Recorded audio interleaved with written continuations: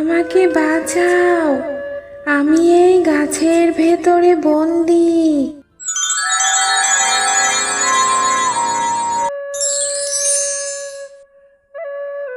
এটা এটা কিভাবে সম্ভব রফিক? কাঠটা সোনা হয়ে গেল। গ্রামের প্রান্তে এক ছোট্ট কুঁড়ে ঘরে থাকে কাঠুরিয়া রফিক। তার সংসার ছোট, কিন্তু মনের দিক থেকে সে অনেক বড়। প্রতিদিন সকালে সে কাঁধে কুঠার নিয়ে বেরিয়ে পড়ে জঙ্গলে জীবিকার খোঁজে। রফিক, আজ একটু তাড়াতাড়ি ফিরো, ছোট ছেলেটা কাশছে বারবার। চিন্তা করো না লিজা, আজ বড় বড় গাছ পাবো মনে হয়। ভালো কাঠ বিক্রি করতে পারলে ঔষধও আনবো ছেলের জন্য। তুমি সারাদিন এত কষ্ট করো, তবু কখনো অভিযোগ করো না রফিক। কষ্টই তো জীবনের আরেক রূপ লিজা। তুমি একটা হাসি দিলে সেটাও ছোট হয়ে যায়। সেদিন রফিক এক নতুন পথে যায়। সেখানে এক বিশাল পুরনো গাছ, যেন শত বছরের পুরনো কোনো প্রহরী। এই গাছটা তো আগে দেখিনি কখনো। কি অদ্ভুত সুন্দর, পাতাগুলো ঝিলমিল করছে।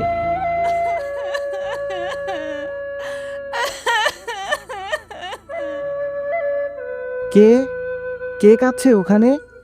আমাকে বাঁচাও, আমি এই গাছের ভেতরে বন্দি। কিন্তু কে তুমি? আর গাছের ভেতরে কিভাবে কথা বলছো? আমি বন পড়ি, এক দুষ্টু জাদুকর আমাকে এই গাছে বন্দি করেছে। কেউ যদি আমার জন্য গাছের হৃদয় খুঁজে পায়, তবেই আমি মুক্ত হব। আমি তোমাকে মুক্ত করব পরি, ভয় পেও না।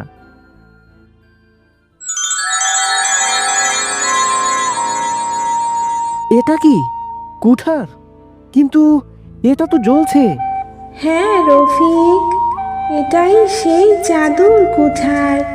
তুমি সত্যিকারের সাহসী বলেই এটা তোমাকে দিয়েছে বন দেবতা। জাদুর কুঠার? এটা কিভাবে কাজ করে?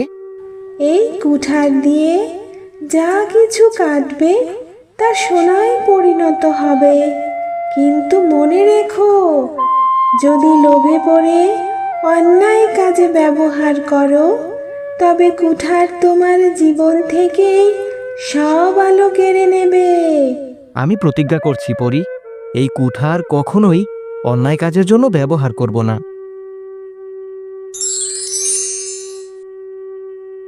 তুমি আমাকে মুক্ত করেছো রফিক। তোমার মতো মানুষ এই পৃথিবীতে খুব কম আছে। আমি তো শুধু মানুষের মতো কাজই করেছি পরি। তোমার সততা তোমার সবচেয়ে বড় জাদু। তোমার ঘরে এখন থেকে আর অভাব থাকবে না।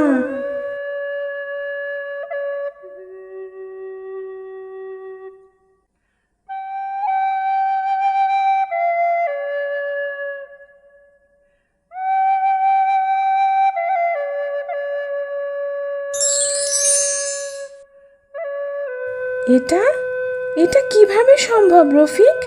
কাঠটা সোনা হয়ে গেল।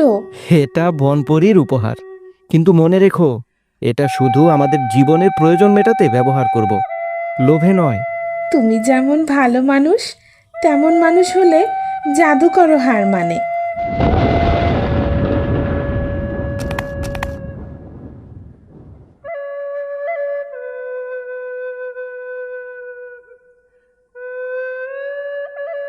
আমি শুনেছি তোমার কাছে আছে জাদুর কুঠার কাঠুরিয়া।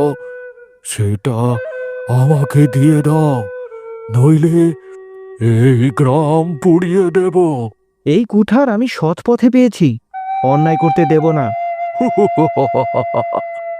তোমার সততা তোমার দুর্বলতা হবে রফিক। রফিক, সাবধান, ওর চোখে আগুন জ্বলছে।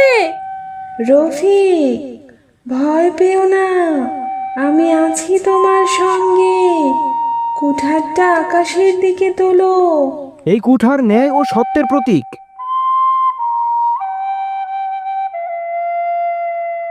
না, আমি পরাজিত হতে পারি না।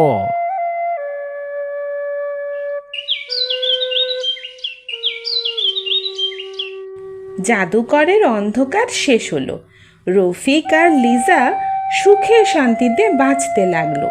কুঠারটা তারা পাথরের নিচে পুঁতে রাখলো, যাতে লোভ কেউ না পায়। যে হৃদয় সৎ, সেই হৃদয়ে সত্যিকারের জাদু থাকে। ঠিকই বলেছ পরি, জাদু কুঠারে নয়, মানুষের মনে।